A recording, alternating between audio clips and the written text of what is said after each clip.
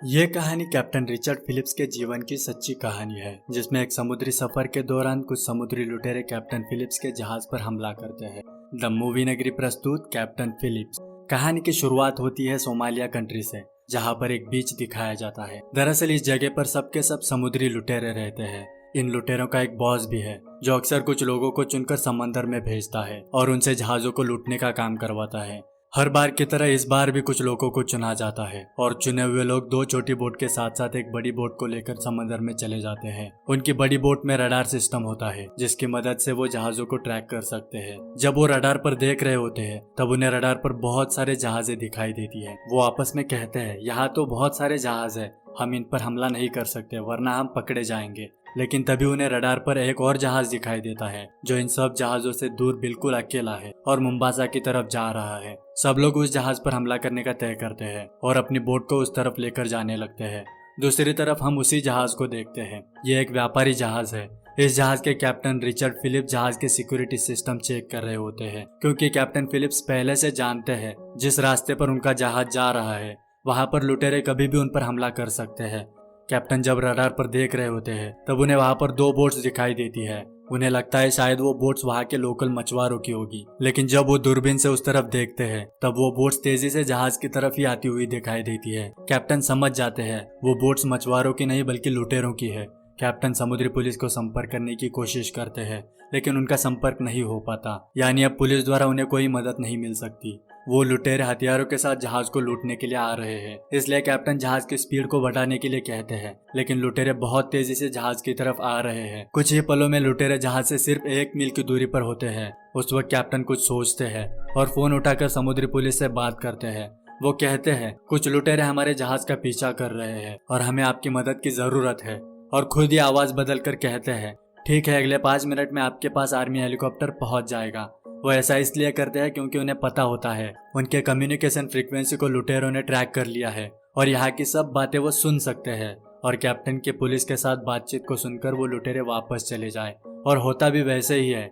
जैसे ही लुटेरे इस बात को सुनते हैं, उनमें से एक छोटी बोट और पीछे रुकी हुई बड़ी बोट दोनों वापस चले जाते हैं। लेकिन अभी भी लुटेरों की एक छोटी बोट जिसमें 4 लोग हैं, वो अभी भी जहाज का पीछा कर रहे हैं। उन्हें देखकर कैप्टन जहाज का स्पीड कम करने के लिए कहते हैं और जहाज को लेफ्ट राइट घुमाने लगते हैं, जिसकी वजह से जहाज के पीछे की तरफ लहरें उठने लगती है। लुटेरे बहुत तेजी से जहाज की तरफ बढ़ रहे होते हैं। तेजी से बोट को लहरों के बीच से ले जाने की वजह से उनके बोट के इंजन पर प्रेशर आता है और उनका इंजन खराब हो जाता है। उनकी बोट वहीं पर रुक जाती है। कैप्टन जहाज को लेकर आगे निकल जाते हैं।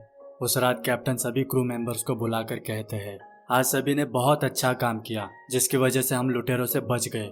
लगता है आगे सब ठीक होगा। तब एक क्रू मेंबर कहता है, अगर वो लुटेरे वापस आए तो हम क्या करेंगे? कैप्टन कहते हैं, हम वैसा ही करेंगे जैसा हमने आज किया। अगर जरूरत पड़े तो हमारे पास हथियार है, हम उनका इस्तेमाल करेंगे। तब वो क्रू मेंबर कहता है, लेकिन हम अपने जहाज का रास्ता बदलकर दूसरे रास्ते से भी तो जा सकते हैं। तब कैप्टन कहते हैं, इस इलाके में लुटेरों के 5 बड़े बड़े झुंड काम करते हैं। हर 300 मील पर आपकी मुलाकात एक से हो जाएगी। हमारा काम है जल्द से जल्द इस जहाज को मुंबासा तक पहुंचाना, और यही हमारे लिए बेहतर होगा। अगले दिन फिर से वो लुटेरे वापस जहाज का पीछा करते हुए आ रहे होते हैं। कैप्टन समुद्री पुलिस से संपर्क करने की कोशिश करते हैं और इस बार उनका संपर्क हो जाता है। वो पुलिस से लुटेरों के बारे में बताते हैं। अब तक लुटेरों की बोट जहाज के नजदीक आ चुकी होती है। कैप्टन जहाज के चारों तरफ के पानी के पंप ऑन करवाते हैं ताकि लुटेरों की बोट जहाज के नजदीक ना आ सके, लेकिन एक पंप खराब हो जाता है और उसी मौके का फायदा उठाते हुए लुटेरे किसी तरह वहां से जहाज पर चढ़ जाते हैं। उन्हें देखकर कैप्टन समझ जाते हैं लुटेरों ने जहाज पर कब्जा कर लिया है। वो क्रू मेंबर्स को कहते हैं, सब लोग इंजन रूम में छुप जाओ और जब तक मैं सफर टाइम ये पासवर्ड नहीं बोलता तब तक कोई भी चैम्बर से बाहर नहीं आएगा। लुटेरे कैप्टन के पास पहुंच जाते हैं और वो कैप्टन और उनके 2 साथियों को बंदी बना लेते हैं। उन लुटेरों का लीडर, जिसका नाम म्यूसे है, वो कैप्टन से कहता है, हम यहाँ पर खून खराबा नहीं चाहते, हम यहाँ पर सौदा करने के लिए आए हैं। और वो पूछता है, इस जहाज पर तुम क्या लेकर जा रहे हो? कैप्टन कहते हैं, हम जहाज पर सिर्फ खाने का सामान और कुछ जरूरी डॉक्यूमेंट्स ले जा रहे हैं, लेकिन हमारे लॉकर में $30,000 है। अगर तुम चाहो तो वो लेकर यहाँ से जा सकते हो। तब म्यूसे कहता है, सिर्फ $30,000? मैं भिखारी नहीं हूँ। और तभी अचानक से जहाज बंद हो जाता है, क्योंकि लुटेरों के आने से पहले ही कैप्टन ने इंजन रूम के क्रू मेंबर्स को जहाज का इंजन बंद करने के लिए कहा होता है, क्योंकि अगर जहाज चल रहा होगा तो लुटेरे पूरे जहाज को ही सोमालिया की तरफ ले जाने के लिए कहेंगे। लेकिन जब जहाज बंद हो जाता है तब लुटेरे बहुत गुस्सा हो जाते हैं और अपनी बंदूकें तान कर पूछते हैं जहाज क्यों बंद हुआ। तब कैप्टन कहते हैं तुम्हारी बोट को देखकर हम जहाज को बहुत तेजी से ले जा रहे थे, स्पीड की वजह से शायद हमारे इंजन खराब हुए होंगे। तब म्यूसे कहता है तुम्हारे बाकी क्रू मेंबर्स कहाँ है, उन्हें यहाँ पर बुलाओ।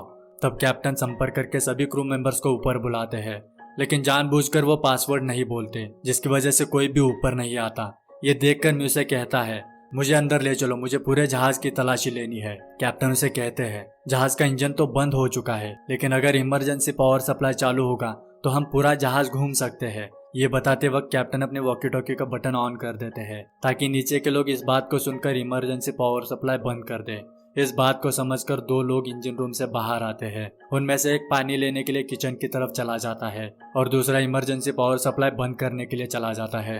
म्यूसे कैप्टन को लेकर जहाज के अंदर आने लगता है, लेकिन कैप्टन लुटेरों को जानबूझकर अलग अलग कमरों में ले जा रहे होते हैं ताकि तब तक क्रू मेंबर में से कोई इमरजेंसी लाइट को बंद कर दे।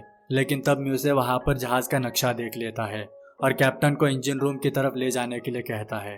तब कैप्टन कहते हैं ठीक है हम इंजन रूम की तरफ जा सकते हैं, लेकिन हमें थोड़ा पानी साथ में ले जाना चाहिए क्योंकि इंजन रूम बहुत गर्म होगा। और वो पानी लाने के लिए किचन की तरफ आते हैं, लेकिन जो क्रू मेंबर इंजन रूम से पानी लेने के लिए किचन आया था वो पहले से वहां पर मौजूद होता है। लुटेरों की आवाज सुनकर वो छुप जाता है।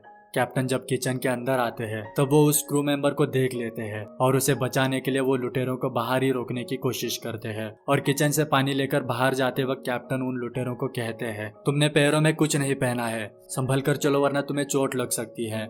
और बाहर जाते वक्त कैप्टन उस क्रू मेंबर की तरफ देखते हैं। वो क्रू मेंबर कैप्टन के इशारों को समझ जाता है और इंजन रूम में बाकी क्रू मेंबर से संपर्क करके कहता है उन लुटेरों ने पैरों में कुछ नहीं पहना है, इसलिए तुम इंजन रूम के दरवाजे के पास कांच बिखेर दो। कैप्टन उन लुटेरों को लेकर इंजन रूम की तरफ बढ़ रहे हैं। इंजन रूम के क्रू मेंबर्स तुरंत कांच तोड़कर दरवाजे के पास बिखेर देते हैं और वापस सब लोग छुप जाते हैं। म्यूसे कैप्टन को लेकर इंजन रूम के पास पहुंच जाता है। म्यूसे का साथी जैसे ही इंजन रूम के अंदर आता है उसके पैर में कांच चुभ जाते हैं और वो बुरी तरह से घायल हो जाता है। म्यूसे खुद कांच से बचकर इंजन रूम के अंदर आता है और सभी क्रू मेंबर्स को ढूंढने लगता है। लेकिन तभी जो क्रू मेंबर इमरजेंसी लाइट बंद करने गया हुआ था वो जहाज की इमरजेंसी लाइट को बंद कर देता है। ये देखकर म्यूसे गुस्सा हो जाता है और वो कैप्टन पर अपनी बंदूक तान कर कहता है ये लाइट कैसे बंद हो गई, तुम मेरे साथ कुछ गेम खेल रहे हो। कैप्टन कहते हैं मैंने कुछ नहीं किया, मैं तो तुम्हारे साथ ही यहीं पर हूँ। तभी म्यूसे का साथी जो घायल हो चुका है वो दर्द की वजह से चिल्लाने लगता है। कैप्टन म्यूसे को कहते हैं तुम्हारा साथी बुरी तरह से घायल है, मैं उसे ऊपर ले जाता हूँ और तुम्हारे दूसरे साथी को नीचे भेज देता हूँ। म्यूसे इस बात के लिए मान जाता है और कैप्टन उस घायल लुटेरे को लेकर ऊपर चले जाते हैं। अब म्यूसे इंजन रूम में अकेला होता है। सभी क्रू मेंबर्स मिलकर म्यूसे को पकड़ लेते हैं और रेडियो से ऊपर के लुटेरों से कहते हैं तुम्हारे साथी को हमने पकड़ लिया है, हमारे कैप्टन और दोनों साथियों को छोड़ दो। ऊपर से कैप्टन म्यूसे से बात करते हैं। वो उसे कहते हैं मुझे पता है जिस बोट से तुम इस जहाज पर आए थे वो बोट अब तुम्हारे पास नहीं है, मैं तुम्हें हमारी एक लाइफ बोट दे सकता हूँ और साथ ही वो $30,000 भी ले लो और यहाँ से चले जाओ। म्यूसे इस बात के लिए मान जाता है। कैप्टन ऊपर के लुटेरों को $30,000 दे देते हैं और लाइफ बोट की तरफ ले जाते हैं, लेकिन लुटेरों को ये लाइफ बोट चलानी नहीं आती, इसलिए कैप्टन लाइफ बोट के अंदर जाकर उसे चलाना सिखा रहे होते हैं। नीचे के क्रू मेंबर्स म्यूसे को लेकर ऊपर आते हैं। तभी एक लुटेरा लाइफ बोट से बाहर आकर कहता है म्यूसे को छोड़ दो, तभी हम तुम्हारे कैप्टन को छोड़ेंगे। क्रू मेंबर्स म्यूसे को छोड़ देते हैं। म्यूसे लाइफ बोट के अंदर आता है, लेकिन कैप्टन के बाहर जाने से पहले ही वो अपने साथी को इशारा करता है। वो साथी बंदूक के पिछले हिस्से से कैप्टन की पीठ पर जोर से मारता है और दरवाजा बंद कर लेता है और अगले ही पल वो लाइफ बोट को पानी में उतारते हैं, यानी उन लुटेरों ने कैप्टन को अगवा कर लिया है। बोट को पानी में उतारते ही लुटेरे सोमालिया की तरफ बढ़ने लगते हैं। जहाज का पीछा करते हुए अब तक वो सोमालिया से बहुत दूर आ चुके हैं। अब उन्हें वापस सोमालिया जाने के लिए 36 घंटे का सफर तय करना होगा। तब तक समुद्री पुलिस के जरिए यूएस नेवी को भी इस बात का पता लग चुका होता है।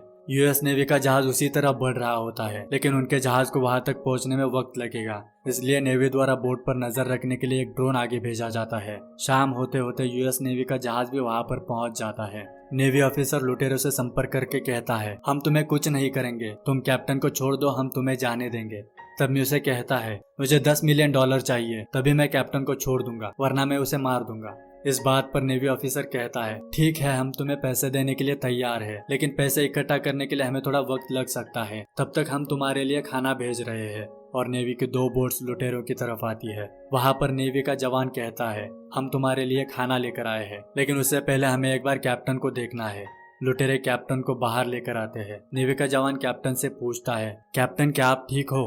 कैप्टन कहते हैं, हाँ मैं ठीक हूँ, लेकिन क्या मेरी फैमिली को मेरे बारे में पता है?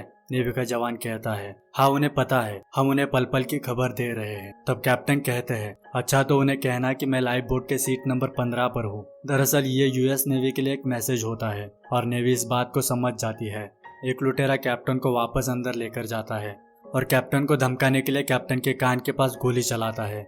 दूसरी तरफ से नेवी ऑफिसर गोली की आवाज सुनकर अपनी दोनों बोट्स को वापस बुला लेता है और लुटेरों से संपर्क करके पूछता है, क्या कैप्टन ठीक है? अभी अभी तुम्हारे बोट से गोली चलने की आवाज आई थी। दूसरी तरफ से म्यूसे कहता है, हाँ कैप्टन बिल्कुल ठीक है, गोली गलती से चल गई थी। तब ऑफिसर कहता है, मेरे कैप्टन से बात कराओ, मुझे जानना है वो ठीक है या नहीं। म्यूसे कैप्टन से बात कराता है। कैप्टन कहते हैं, मैं ठीक हूँ, लेकिन यहाँ पर हालात कुछ ठीक नहीं लग रहे। म्यूसे कैप्टन से रेडियो ले लेता है और नेवी ऑफिसर से कहता है, जल्द से जल्द मुझे $10 मिलियन चाहिए, और कॉल कट कर देता है।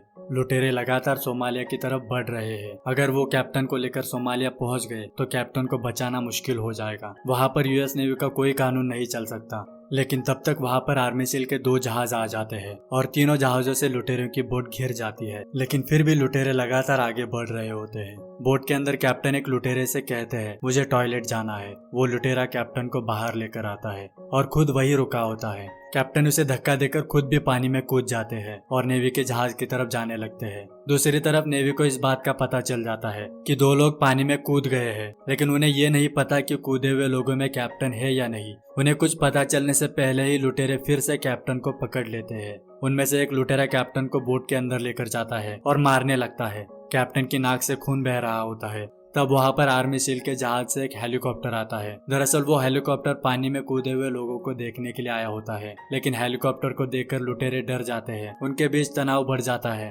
म्यूसे कैप्टन को गन पॉइंट पर लेकर बाहर आता है और कहता है, अभी के अभी हेलीकॉप्टर को यहाँ से हटाओ, नहीं तो मैं कैप्टन को मार दूंगा। और वो हेलीकॉप्टर की तरफ गोलियां चलाता है। हेलीकॉप्टर वहां से चला जाता है। म्यूसे कैप्टन को वापस अंदर लेकर आता है। म्यूसे का साथी म्यूसे को कहता है, ये लोग हमें कोई पैसा वैसा नहीं देने वाले, वो हमें सिर्फ बातों में उलझाकर हमारे साथ गेम खेल रहे हैं। पर म्यूसे उसकी तरफ ज्यादा ध्यान नहीं देता। तभी आर्मी सील का कमांडर म्यूसे को संपर्क करके कहता है, हम तुम्हें पैसे देने के लिए तैयार है, हमने तुम्हारे बॉस को भी यहाँ पर बुलाया है। दरअसल कमांडर लुटेरा का बॉस यानी इस कहानी की शुरुआत में जिसने इन चारों को जहाज लूटने के लिए भेजा था उसकी बात कर रहा है। कमांडर कहता है, हम तुम्हारे बॉस के साथ सौदा करने वाले हैं, और साथ ही साथ कमांडर उन चारों के पूरे नाम भी बताता है। चारों को अपने अपने सही नाम सुनकर लगता है शायद हमारे बॉस वहाँ पर है और उन्होंने ही हमारे नाम का जिक्र किया होगा, और उन्हें पूरा यकीन हो जाता है। तब कमांडर कहता है, लेकिन इस सौदे के लिए तुम में से किसी को यहाँ पर आना होगा। म्यूसे जहाज पर जाने के लिए तैयार हो जाता है। थोड़ी ही देर में म्यूसे को लेने के लिए आर्मी सील की 2 बोट्स वहां पर आती है। सील कमांडर एक बार कैप्टन से बात कराने के लिए कहता है। कैप्टन के बाहर आने के बाद कमांडर कैप्टन से बात करता है और आखिर में कहता है, कैप्टन आप अपनी जगह सीट नंबर 15 पर बैठ जाइए। ये बात सुनकर कैप्टन को आर्मी सील के अगले कदम का अंदाजा हो जाता है। इस बातचीत के दौरान आर्मी सील की दूसरी बोट लुटेरों की बोट पर रस्सी बांध देती है ताकि लुटेरों की बोट इनकी कंट्रोल में रहे, और साथ में वो एक डिवाइस को उस बोट पर लगा देते हैं जिसकी मदद से लुटेरों की सारी बातें सुनी जा सकती है। उसके बाद कमांडर म्यूसे को लेकर सौदा करने के लिए जहाज पर आते हैं। लुटेरों की बोट पर अब आर्मी सील का पूरा कंट्रोल है। आर्मी सील की तरफ से सभी स्नाइपर्स को तैनात किया जाता है और चारों तरफ से लुटेरों की बोट की तरफ बड़े बड़े लाइट जलाए जाते हैं, जिसकी वजह से लुटेरों को बाहर का कुछ भी दिखाई नहीं देता। इसका फायदा उठाते हुए आर्मी सील का जहाज रस्सी की मदद से बोट को अपनी तरफ खींचने लगता है। सभी स्नाइपर गोली चलाने के लिए तैयार है, लेकिन उनके निशाने पर 3 लुटेरों में से सिर्फ 2 ही लुटेरे हैं। उन्हें तीनों को एक साथ मारना होगा,